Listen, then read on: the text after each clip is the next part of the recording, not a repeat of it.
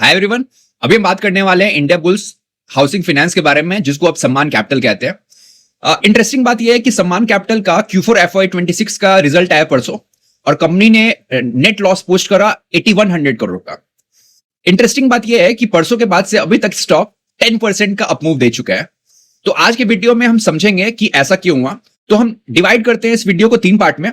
पहले मैं आपको इंडिकेटर्स बेस्ड स्ट्रैटेजी बताऊंगा कि इसमें कैसे मैं एंट्री और एग्जिट कर सकता हूं। दूसरे पार्ट में हम सिंपल वर्ड्स में समझेंगे कि Q4 FY26 में क्या हुआ और कंपनी का आगे का गाइडेंस क्या लगता है। और तीसरे पार्ट में हम जाएंगे प्राइस एक्शन के थ्रू, जो मेरा फेवरेट स्ट्रैटेजी है, उसके हिसाब से समझेंगे कि अभी चार्ट्स पे ये प्राइस एक्शन के थ्रू इसका मूवमेंट क्या लग रहा है। तो लेट्स स्टार्ट। गाइस, आपको ये स्क्रीन दिखाई दे रहा होगा, ये सम्मान कैपिटल का चार्ट है और टाइम फ्रेम यूज किया है मैंने मंथली। अभी हमें यहां पे कौन सा इंडिकेटर लगाना है, तो आपने नाम सुना होगा सुपर ट्रेंड का। नाम क्या है? Super trend. मतलब नाम में पता चल रहा है कि ये ट्रेंड बताता है स्टॉक का। और अब बात मानो, मैं चूंकि प्राइस एक्शन पे यूज करता हूं, बट सुपर ट्रेंड इंडिकेटर लंबे टाइम फ्रेम पे, स्पेशली वीकली, मंथली, क्वार्टरली पे और कमोडिटीज में बहुत अच्छा काम करता है। बहुत अच्छा काम करता है। बहुत सारे जो एल्गोस बनते हैं वो उसमें सुपर ट्रेंड का यूज होता है, ठीक है ना। तो अभी हम नुएंसेस में नहीं जाएंगे कि सुपर ट्रेंड इंडिकेटर है क्या। अभी हम समझेंगे कि हमें अगर मुझे ट्रेड करना है तो मैं कैसे करूंगा। अभी आप सबसे पहले देखना इस प्राइस से, ठीक है ना, जहां पे फॉल शुरू हुआ था, ठीक है। ये है सितंबर 2018। आपको दिख रहा होगा कि सितंबर 2018 में सुपर ट्रेंड ये रेड हो गया। रेड मतलब क्या? ये बियरिश हो गया, ठीक है। मोटा मोटा आप ये समझो बियरिश हो गया। और उसके बाद से ये बियरिश चलती रही सुपर ट्रेंड में, और दिसंबर 2023 मतलब अप्रॉक्स 4.5 साल ये शेयर बियरिश रहा है on monthly time frame in super trend, ठीक है।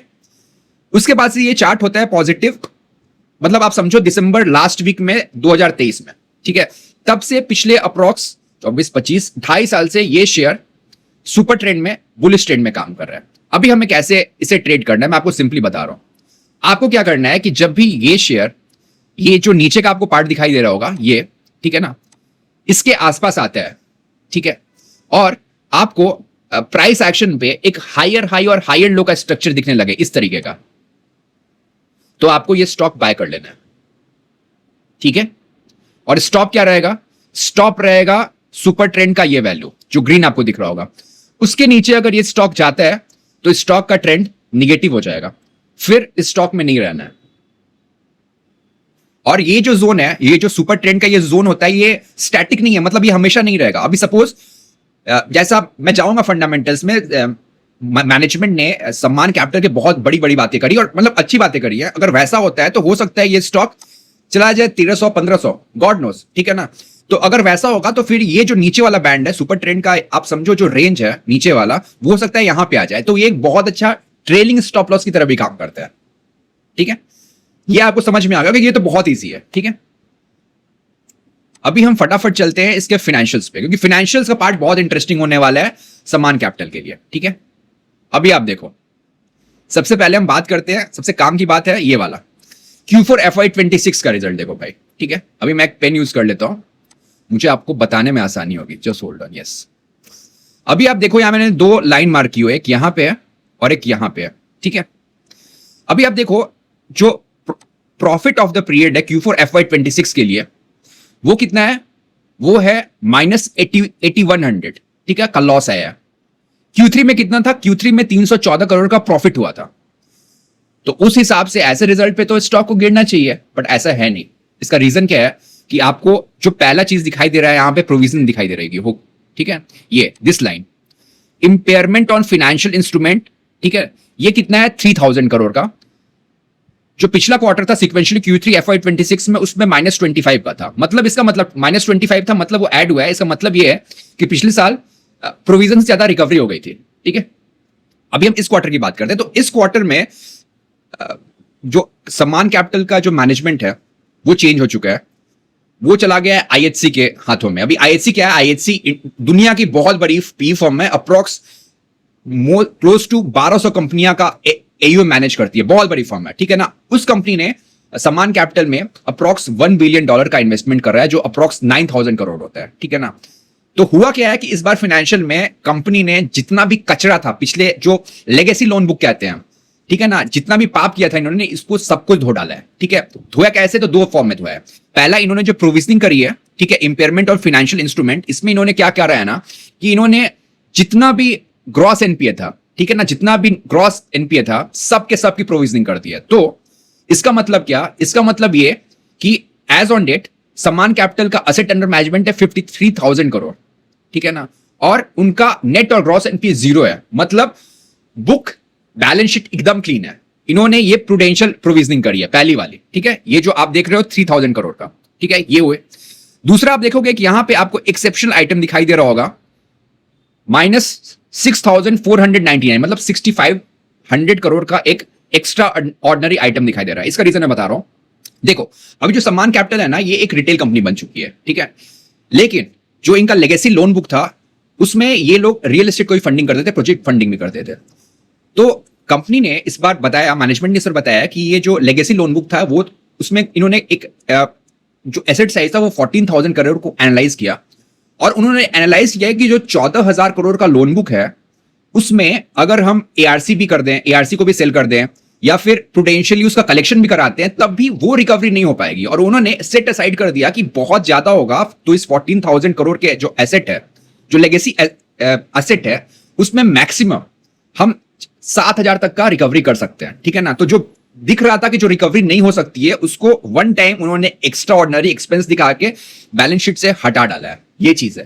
तो दो आपको शॉर्ट टर्म पेन दिख रहा है, बट बहुत अच्छी चीज हुई है। मतलब इस कंपनी में कोई एनपीए नहीं है आज के डेट में, विच इज वेरी गुड। और परेशान होना चाहिए, आप बोल सकते हो कि नॉर्मल कंडीशन में क्या होता है, नॉर्मल कंडीशन में होता कि आपका नेटवर्थ उड़ जाता, शेयर होल्डिंग कैप जो होता है, शेयर होल्डर्स फंड होता है, उससे पैसा आता ना अगर लॉस हो रहा है तो। लेकिन यहां पे क्या हुआ, यहां पे एक ऑलरेडी जो बहुत बड़ी कंपनी आईएचसी, उसने जो प्रोमोटर बन चुकी है, उसने 9,000 करोड़ का ऑलरेडी इन्वेस्टमेंट कर रहा है, तो कोई फर्क नहीं पड़ता है। ठीक है, ये हुआ पहली चीज। इसके बाद हम मूव ऑन करेंगे अब इनके प्रोजेक्शंस पे। ठीक है, अभी देखो भाई, इन्होंने प्रोजेक्शन दिया है FY27 का, FY28 का, FY29 का, FY30 का। ठीक है, अभी प्रोजेक्शन बहुत अच्छा है, नो डाउट। मैं प्रोजेक्शन के लिए फिर से एक बार मार्कर यूज करके आपको बताता हूं। देखो, यहां पे आपको देखना पड़ेगा, आप पैट का फिगर देखो, आप निम का फिगर देखो, आप कॉस्ट ऑफ फंड का फिगर देखो, और आप आरओई का फिगर देखो। ये जो चार चीज होती है ना, ये चारों ट्रेड्स होने चाहिए अगर कंपनी को अच्छा करना है। और अगर आप इन्वेस्टर हो और आपको अगर मल्टी बैगर चाहिए, तो ये चारों चीजें ही एक साथ चलनी चाहिए ऊपर के डायरेक्शन में। अभी देखो, इन्होंने क्या बोला है कि फाइनेंशियल 27 में हमारा पैट होगा 1,400 करोड़ का, फिर हो जाएगा फाइनेंशियल 28 में 3,200 करोड़ का, फिर 4,500 करोड़ का, और FY30 में 5,600 करोड़ का। ठीक है, अभी देखो ये क्या है ना, अभी जो इन्होंने प्रोजेक्शन दिया है, तो इस पे हमें एक्सट्रीम नहीं जाना है। मतलब ऐसा नहीं सोचना है कि ये हो जाएगा, ठीक है ना, हम, और ऐसा भी नहीं सोचना है कि ये कैसे होगा। इसका रीजन ये है ना कि we can't analyse in a company बस एक लैपटॉप खोल लिया, वैसे नहीं हो सकता है। ठीक है ना, वो लोग बिजनेस कर रहे हैं, हमें बस एनालाइज करना है साइड में खड़े होकर। एनालाइज हम कैसे करेंगे, एनालाइज करने के लिए हमको प्राइस देखना पड़ेगा, प्राइस मूवमेंट समझना पड़ेगा, और हमें आगे के जितने भी कॉन कॉल्स होते हैं और जो क्वार्टरली रिजल्ट आता है उसमें हमें समझना पड़ेगा मैनेजमेंट का बॉडी लैंग्वेज क्या है, विच इज वेरी इंपॉर्टेंट। ठीक है ना, अभी हम निम्स की बात करते हैं, तो निम्स देखो यार, निम्स का ग्राफ भी ऊपर जा रहा है, 3.5, फिर फाइनेंशियली 28 में 5.8, देन 7.2 एंड 8.1। अभी देखो क्या है ना, मैं कॉन कॉल में था तो मैंने सुना एक आईसीआईसी बैंक या कहीं का एनालिस्ट था, वो बोल रहा था कि एनआई में इतना कैसे एक्सपेंशन कर सकते हैं। तो आपको पहले समझना पड़ेगा सम्मान कैपिटल का जो ये है ना बिजनेस है ना, वो असेट लाइट मॉडल है। ठीक है, तो मैं आपको सिंपली बताऊंगा, मैं कॉम्प्लेक्स नहीं जाऊंगा। देखो ये क्या करते हैं ना कि इनका असेट लाइट मॉडल में क्या होता है ना कि आप सिंपली समझना, नॉर्मली बैंक क्या करती है, बैंक और एनबीएफसी लाइक बजाज, चोला, ये लोग क्या करती है ना कि ये लोग पैसा देंगी और उन्हीं के बुक्स पे रहते हैं। ठीक है, ये क्या करते हैं ना, इनका असेट लाइट मॉडल है, तो उनके यहाँ दो काम करते हैं ये लोग। एक करते हैं को लेंडिंग और एक होता है डीए, डायरेक्ट असाइनमेंट। तो को लेंडिंग में क्या होता है ना कि को लेंडिंग में चूंकि मैं इंडिया बुल्स बोलता हूं, सम्मान कैपिटल के पास बहुत बड़ा ब्रांच नेटवर्क है, अच्छे खासे एम्प्लॉई हैं और इनका प्रेजेंस है, तो ये बहुत सारे बैंक के साथ टाई अप करते हैं। ठीक है ना, और उनके साथ ये को लेंडिंग करते हैं। को लेंडिंग में क्या होता है कि जनरली 80-20 कराते हैं। मान लो अगर 1 करोड़ का लेन देना है तो 80 लाख रुपया एक बैंक देगा, मतलब मान लो एसबीआई देगा, और 20 लाख देगा सम्मान कैपिटल। ठीक है, और दूसरी चीज क्या होती है, डायरेक्ट असाइनमेंट में क्या होता है ना कि सम्मान कैपिटल अगर किसी को 1 करोड़ का लोन देना है तो सम्मान कैपिटल ही उसको 1 करोड़ का लोन देगा, ठीक है ना। और बाद में वो उस लोन को बेच देता है। किससे बेच देता है? बैंक्स को बेच देता है। अभी बैंक्स को क्या फायदा हुआ? बैंक्स को फायदा ये होता है कि उन्हें बैठे बैठाए एक मिल जाता है पोर्टफोलियो, ठीक है। अभी इसमें सम्मान कैपिटल को क्या फायदा होता है? अभी ध्यान समझना, थोड़ा सा टेक्निकल है। सम्मान कैपिटल को कैसे फायदा होता है ना, सपोज जो बैंक्स, सपोज एक कस्टमर है, ठीक है ना, उसने 1 करोड़ का लोन लिया, ठीक है। और जो को लेंडिंग और डायरेक्ट असाइनमेंट होती है, उसमें जो बैंक के जो कस्टमर के लिए फ्रंट होता है वो होता है सम्मान कैपिटल, ठीक है। वही फाइल उठाएगा उसी का बंदा, वही प्रोसेसिंग करेगा, वही अंडरराइटिंग करेगा, ठीक है। यहां तक समझा। उसके बाद क्या होता है ना, एक कस्टमर को एक ही रेट जाता है। सपोज जो सम्मान कैपिटल है उसका रेट है 13% और एसबीआई है उसका रेट है 9%, तो कस्टमर को गया 11%। अभी इसमें क्या होता है ना कि सम्मान कैपिटल क्या करती है कि जो 8% रेट है वो उसने बैंक को दे दिया। भी ध्यान समझना, 20% लोन बुक पे उसे 11% मिल रहा है, बट जो 80% का लोन बुक होता है वो एसबीआई को 8% पे देती है, और जो ऊपर का 3% होता है। क्यों? 11 ये ले रही है 11 पे, और एसबीआई को इसने कितने पे दिया? 8% में सम्मान कैपिटल। तो 3% का जो स्प्रेड होता है इसको करते हैं ईआईएस, एक्स्ट्रा इंटरेस्ट स्प्रेड, ठीक है ना। वो भी सम्मान कैपिटल खा जाता है, समझ रहे हैं। तो को लेंडिंग में इनको क्या हुआ? को लेंडिंग में इनको तो कैपिटल मिल गया, ठीक है ना, प्लस इनको स्प्रेड मिल ही रहा है, मतलब अपना स्प्रेड तो मिल ही रहा है, साथ साथ इनको ईआईएस मिलता है, एक्स्ट्रा इंटरेस्ट स्प्रेड कहते हैं, जो ये एसबीआई मतलब जो मेजर प्लेयर है उसके ऊपर खाता है ये, ठीक है। और प्लस इसके साथ साथ ना, चूंकि सारा काम ये करते हैं, कलेक्शन का ये काम करते हैं, कस्टमर के लिए फेस होते हैं, तो एक मैनेजमेंट सर्विसिंग फी भी होती है, विच इज जो 0.25 से 0.75 तक की होती है, ठीक है। और यही मैकेनिज्म डायरेक्ट असाइनमेंट भी होता है। यही रीजन है कि आप देखो इनका एनआईएम जा सकता है, मतलब मुझे आप बोलोगे कि एनआईएम 7.2 है, 8.2 हो सकता है, क्यों नहीं हो सकता है? बिकॉज एसेट लाइट मॉडल है। अभी निम में डिनोमिनेटर क्या होता है? निम में डिनोमिनेटर होता है द एसेट्स। तो आपको ऊपर तो इंटरेस्ट आ रहा है, ठीक है ना, आपका स्प्रेड के कारण भी आ रहा है और एक्स्ट्रा जो स्प्रेड आप खा रहे हो उसके कारण भी आ रहा है, बट आपका डिनोमिनेटर तो उस प्रोपोर्शन में बढ़ नहीं रहा है ना, तो आपका निम तो एक्सपेंड करेगा ही। सिंपल सा लॉजिक है। और मुझे हंसी आई कि इतने बड़े बड़े एनालिस्ट है वो लोग जाके मतलब कॉन्फ्रेंस कॉल से पूछ रहे थे इतना कैसे होगा। अरे भाई वो मैनेजमेंट है, वो चला रहा है, उसको ज्यादा आइडिया होगा ना, ठीक है। सिमिलरली आप देखो आरओई, देखो मैं हमेशा बोलता हूं ना कि आरओई का ग्राफ भी ऊपर जाता है। अगर आपका शेयर ऊपर जा रहा है तो आरओई का ग्राफ भी ऊपर जाना चाहिए, विच इज वेरी एविडेंट, क्योंकि नेट प्रॉफिट बढ़ रहा है तो ये भी ऊपर जाएगा, ठीक है। एक बहुत इंपॉर्टेंट चीज मैंने सीओएफ पे डाला है, which is what? Cost of fund. देखो क्या होता है ना कि अभी क्या हुआ, अभी इसको एक बहुत बड़े पी फंड ने आके इसके साथ खड़ा हो गया, ठीक है। अभी आप सिंपल समझना कि क्या हुआ, कॉस्ट ऑफ फंडिंग इनकी कम कैसे होगी। आप समझो कि मैं किराना का दुकान चलाता हूं, ठीक है। अभी किराना का दुकान चलाता हूं और मुझे बैंक से लोन चाहिए, तो मैं किसी भी बैंक में जाऊंगा ना तो वो बोलेगा, अगर अनसिक्योर्ड लोन है, सिक्योर्ड लोन लेता हूं, सपोज मैं लैप ही लेता हूं तो मुझे बोलेगा 11-12%। बट समझो अगर अचानक मुझ पे मेरे साथ आके खड़ा हो जाता है टाटा ग्रुप, और टाटा ग्रुप बोलता है कि चल भाई मुझे अपना प्रोमोटरशिप दियो और तुम कंपनी चलाओ, तो आपको क्या लगता है बैंक मुझे 11% पे देंगे? बैंक मुझे अपने घर, वो अपने ऑफिस से बुलाएंगे, चाय पानी पिलाएंगे, ठीक है, और 6-6.5% पे देंगे। वही इनके साथ हो रहा है, क्योंकि एक इतना रिप्यूटेड ब्रांड जुटा है आईएचएफ, ठीक है ना। इसके कारण क्या हुआ है कि इनकी रेटिंग अब इंप्रूव करेगी। मतलब इंडिया में कैसा होता है, इंडिया में केयर है, इकरा है, फिर क्रिसिल है, इन लोगों ने इनका रेटिंग इंप्रूव करना शुरू कर दिया है, तो उसके कारण क्या होगा, उसके कारण इनका कॉस्ट ऑफ जो फंड है वो इंप्रूव कर रहा है, राइट। और फ्रैंकली बोलो तो मुझे अब सम्मान कैपिटल में इंटरेस्ट आ रहा है। I am going to track this company at least for the next 2 quarter, ठीक है। क्योंकि क्या है ना, अगर ये सारे फिगर आ गया जो मतलब फाइनेंशियल ईयर 30 के लिए लोग बात कर रहे हैं, अगर ये फिगर आता है तो it is going to be a multibagger, no doubt about it. अभी हम फटाफट कुछ और चीज देख लेते हैं। यस अभी देखो इन्होंने ना ये बताया कि ये क्या कर रहा है ना, फाइनेंशियल ईयर 27 में ये लोग थोड़ा सा गोल्ड लोन में भी फोकस करेंगे, ठीक है। इनका प्रोडक्ट अभी क्या क्या है, प्रोडक्ट इनका है मॉर्गेज, एक होम लोन है, एक मॉर्गेज है, और उसके अलावा ये अनसिक्योर्ड बिजनेस लोन कर रहे हैं, और इस साल से फाइनेंशियल 27 से ये गोल्ड लोन पे ही फोकस करने वाले हैं, ठीक है। और इसके अलावा जैसे मैंने ये बताया, आप देखो यहाँ पे भी यही दिया हुआ है, देखो ये इन्होंने क्या बोला है कि जो पहले इन्हें रेटिंग मिल रही थी, जैसे क्रिसिल ने पहले दिया हुआ था डबल किया, अब वो हो गया AA+, ठीक है। अभी केयर रेटिंग पहले था AA-, अभी हो गया AA+। तो मतलब मोटा मोटा वही है यार कि जब आप अच्छा कर रहे होते हो ना, मतलब आपके साथ कोई स्ट्रांग आदमी आता है तो आपको दुनिया ही भाव देने लगती है। वही हो रहा है इस कंपनी के साथ, जिसके कारण क्या होगा, इनका जो कॉस्ट ऑफ फंड है वो नीचे आ रहा है। अभी कॉस्ट ऑफ फंड नीचे आएगा तो उससे क्या होगा, आपका स्प्रेड बढ़ेगा, ठीक है ना। स्प्रेड बढ़ेगा मतलब एनआईएम बढ़ेगा, ठीक है। उस सामने समझो आप। देखो इन्होंने यही बताया कि ये करते क्या है ना, तो इनका जो इन्होंने मैनेजमेंट ने बताया कि जो प्राइम लोन होता है, लोन होम लोन जो होता है वो दो तरीके का होता है, एक होता है प्राइम लोन, एक अफोर्डेबल। तो ये लोग क्या करते हैं, प्राइम लोन को इन्होंने कर दिया को लेंडिंग कर दिया या फिर डीए में डाल दिया, और जो अफोर्डेबल होता है ना, जिसमें ज्यादा स्प्रेड होता है, ठीक है ना, उसको ये रखते हैं। फिर जो अनसिक्योर्ड बिजनेस लोन है उसको अपने बुक्स पे रखा हुआ है। क्यों रखा हुआ है? क्योंकि उसमें जो आपका यील्ड है वो ज्यादा है। इसके अलावा ये सीआरई प्रोजेक्ट लोन भी कर रहे हैं, बट सीआरई में इन्होंने एक गार्डरेल रखा हुआ है ना कि they will not fund the whole project. मतलब क्या? मतलब सपोज अगर 100 करोड़ का प्रोजेक्ट आ रहा है तो उसमें उन्होंने किया हुआ है कि they come with a consortium of lenders, like अगर ये 10 और 15% ही प्रोजेक्ट कॉस्ट का ये फंड करेंगे, विच इज वेरी गुड, क्योंकि क्या हो रहा है ना, रिस्क ये हो रहा है, कवर हो रहा है, ठीक है।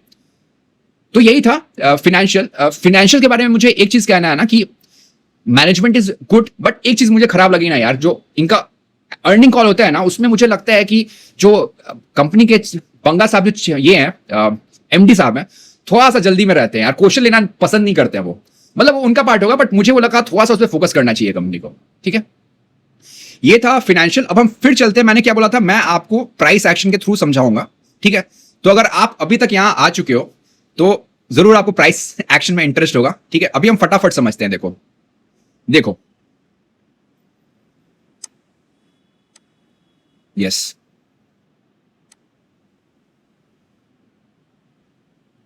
यहां पे देखो प्राइस है ना, इससे पहले बहुत गंदा फॉल हुआ था। आप देखते चलो, यहां से मैं यहां से करता हूं, ठीक है। ये शुरू हुआ एग्जैक्टली फेब 18 से, और ये बॉटम बना 2 मार्च 2020 को, ठीक है। ये स्ट्रक्चर क्या है? ये है lower lower lower high on the monthly chart. समझ गए ये चीज? उसके बाद क्या होता है, उसके बाद आप देखो, उसके बाद यहां पे स्टॉक में फिर से यहां से फिर से एक lower low and lower high बनना शुरू होता है, बट फिर वो यहां बनाता है higher high and higher low. Then again यहां पे आप फिर देखो, फिर यहां से lower low and lower high बनना शुरू होता है, और फिर अगेन ये बनाता है हायर हाई और हायर लो। अभी ध्यान देने वाली चीज, ध्यान से समझना आप, ठीक है ना, बहुत इंटरेस्टिंग चीज है।